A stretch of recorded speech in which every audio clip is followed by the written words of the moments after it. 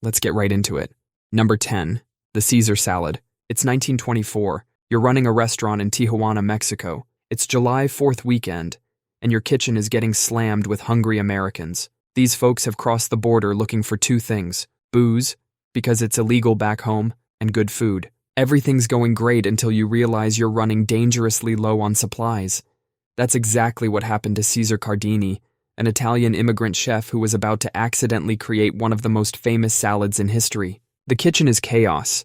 Customers are getting hangry, and Caesar is having a full-blown panic attack. He looks around his kitchen desperately. What's left is some romaine lettuce, old bread, eggs, cheese, and not much else. Most chefs would probably just close up shop and call it a day, but Caesar decides to turn this disaster into dinner theater. He starts rolling out carts to people's tables, making a show of preparing this special salad right in front of them.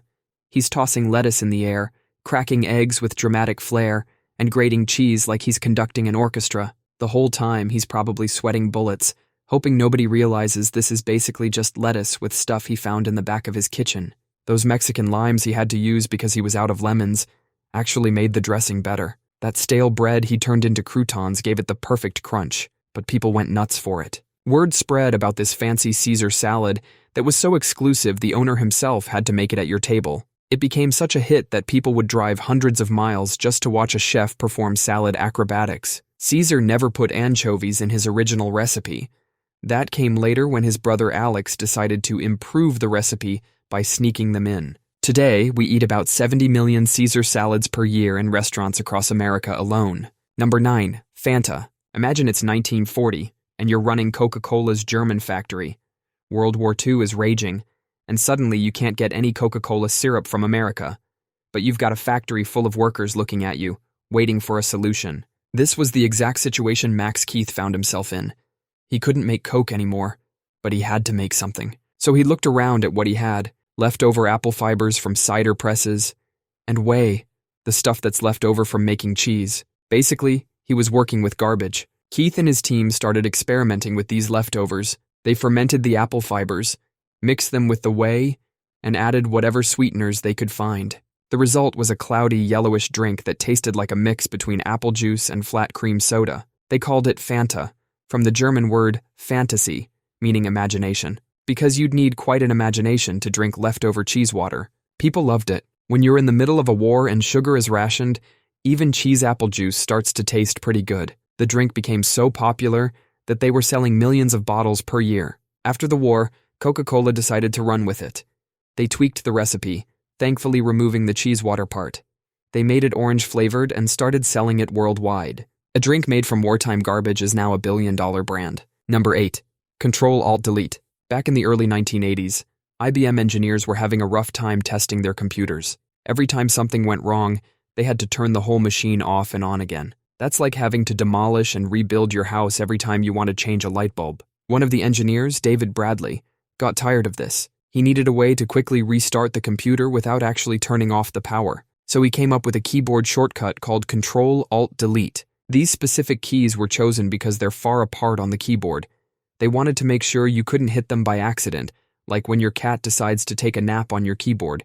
It's like putting the nuclear launch buttons on opposite sides of the room, so you really have to mean it. This shortcut was never meant to be public. It was just supposed to be a secret handshake for the developers. But somehow, this emergency fix became the universal "Oh crud" button for computer users everywhere. Microsoft even made it part of the Windows login process, which is like using your emergency exit as your front door. Bradley later joked that while he invented Ctrl+Alt+Delete, Bill Gates made it famous by making millions of people use it every day. That's like inventing a fire escape, and then watching someone turn it into the main entrance of a skyscraper. Today, this 3-key combo is so famous, it's basically the computer equivalent of crossing your fingers and praying. When your screen freezes and your mouse stops working, everyone knows it's time for the 3-finger salute. Number 7. Potato chips. It's 1853, and you're at Moon's Lake House, a fancy restaurant in New York. The kitchen is hot, tensions are high, and Chef George Crumb is having the worst day of his life. Some rich guy keeps sending his French fries back to the kitchen. First time, these fries are too thick. Second time, still too thick. Third time, not thin enough. George Crumb isn't just annoyed. He's reaching his villain origin story moment. He decides to teach this picky customer a lesson. He slices the potatoes so thin you could practically read a newspaper through them. Then he fries them until they're crispy enough to shatter. And just to be extra petty, he dumps enough salt on them to melt a winter sidewalk. He sends out these potato shards thinking, let's see him complain about these. Plot twist. The customer loves them. Not just loves them.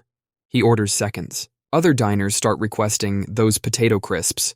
Soon, Crumb's act of culinary revenge becomes the restaurant's most popular item. They call them Saratoga chips, after the town. This accidental invention spreads like wildfire. Other restaurants start copying it. Then someone figures out how to mass-produce them. That's how one chef's attempt to spite a customer turned into a global snack empire. Today, we eat about 1.85 million metric tons of potato chips every year. Number 6. Superglue. Dr. Harry Coover was trying to make clear plastic gun sights during World War II, but he accidentally created the world's most annoying substance instead. Everything it touched stuck together instantly. His team was so frustrated they threw the formula in the trash. 6 years later, Coover realized this sticky stuff could actually be useful. It became one of the most important medical tools in the Vietnam War. When you spray superglue on a bleeding wound, it stops the bleeding almost instantly. Medics would spray it into open wounds to keep soldiers alive until they could reach a hospital. The same stuff that fixes your broken coffee mug was once sprayed into bullet wounds. The chemical in superglue has a panic attack when it touches water. It starts linking up with other molecules super fast. That's why it dries so quickly on your fingers. Your skin has moisture. Same reason it works great on cuts. Blood is mostly water. Today, doctors use a special medical version of superglue to close wounds instead of stitches. It's basically the same stuff you have in your junk drawer, just made extra clean and safe. Number 5. Comic Sans. Picture this. It's 1994, and Microsoft is working on a new computer assistant for kids. His name is Microsoft Bob, and he's basically a cartoon dog trying to teach kids how to use computers. But there's a problem. This friendly cartoon dog is speaking in Times New Roman, a font so serious it makes funeral announcements look cheerful. Microsoft designer Vincent Canare takes one look at this and thinks, this is like having Batman speak in an accountant's voice. So Connor does what any designer would do when faced with a deadline. He panics and makes something up. He grabs some comic books from his desk, studies the lettering, and creates a new font in just 3 days. That font was Comic Sans. By the time Connor finished the font, it was too late to include it in Microsoft Bob. The project was already done, and poor Bob had to keep his serious Times New Roman voice, but Microsoft tossed it into Windows 95 as a system font. Suddenly, everyone had access to this casual, friendly font, and they used it everywhere. Birthday party invitations, church newsletters, corporate emails. The font became so overused that designers started having actual emotional breakdowns over it. But Comic Sans has a secret. The irregular shapes of the letters make it easier for people with dyslexia to distinguish between different characters. While designers are having meltdowns over seeing it in corporate emails, Comic Sans is quietly helping people read better. It wasn't supposed to be there. It was just an emergency fix for a talking dog that never even got to use it. Number 4. The Basketball Backboard. Imagine you're at a basketball game in 1893. The basket is just a peach basket nailed to a wall. No backboard. Fans were sitting right behind it in a balcony. Every time someone tried to make a shot, some guy from the balcony would swat it away like he's playing volleyball. So they put up a big wooden board behind the basket to stop these wannabe shot blockers. It was basically just a get out of the way sign for annoying fans. But then something unexpected happened. Players started bouncing shots off this board and into the basket. This emergency fix became a whole new way to score.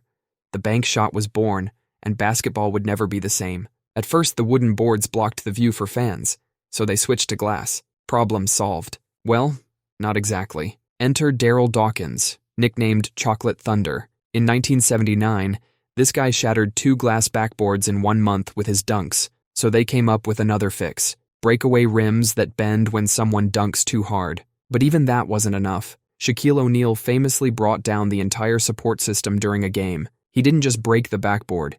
He broke the thing holding up the backboard. They basically had to Shaq-proof the entire sport. Number 3. The International Space Station. Imagine it's 1991 and NASA's got a problem.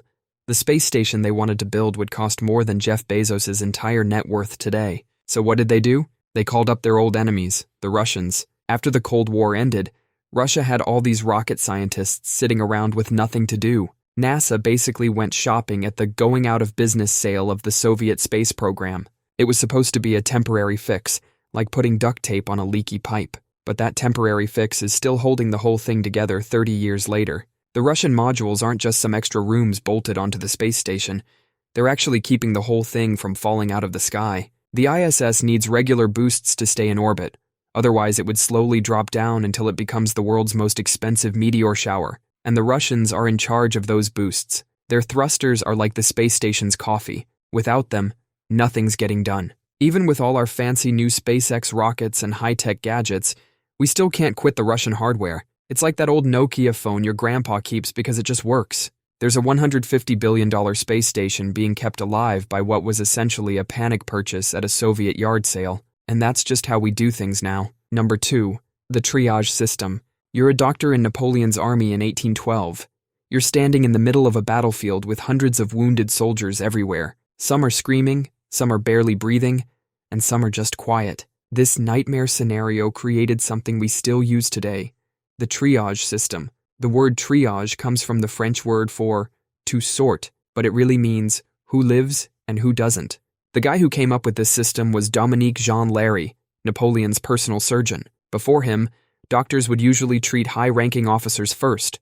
Larrey started treating whoever had the best chance of survival if they got help right away, regardless of rank. He divided the wounded into 3 groups: the walking wounded, who would probably live, the going to die no matter what group, and the might live if we help them now group. It sounds brutal, but it worked. Larrey was so respected that when enemy forces captured him, instead of executing him, they thanked him for treating their wounded soldiers too. We still use this system today. Every time you go to an ER, you're being triaged. That nurse asking you questions when you first come in is doing what Larry did on the battlefield, making sure the most critical patients get seen first. 200 years later, we're still using a system created by a guy making split-second decisions while cannonballs flew over his head. Number 1. Duct tape. It's World War II, and soldiers are having a really annoying problem. Their ammo boxes keep letting water in. This might not sound like a huge deal, but wet ammo is about as useful as a chocolate teapot. Enter Vesta Stout, a mom working at an ammunition factory who got tired of hearing about her sons struggling with these leaky boxes. She came up with an idea: a strong, waterproof, fabric-based tape that was easy to rip by hand. She wrote directly to President Roosevelt about it, and surprisingly, he actually listened. The military loved the idea so much they ordered it by the truckload. Soldiers started noticing this tape could fix pretty much anything. Jeep broke down, tape it. Gun stock cracked, tape it. They started calling it 100-mile-per-hour tape because it could hold a Jeep together at top speed. When these soldiers came home after the war, they brought their tape addiction with them. That's why your dad probably has like 12 rolls in his garage right now. The tape changed color from army green to silver because people started using it on air ducts. Plot twist though, studies later showed it's actually terrible for sealing ducts. But by then, the name duct tape had stuck. NASA even keeps it on the International Space Station. They actually used it to fix a broken fender on a lunar rover on the moon. So next time someone makes fun of you for fixing something with duct tape, just tell them you're following in the footsteps of literal rocket scientists. That's all for today. I'll be making similar videos in the future. Subscribe to see them.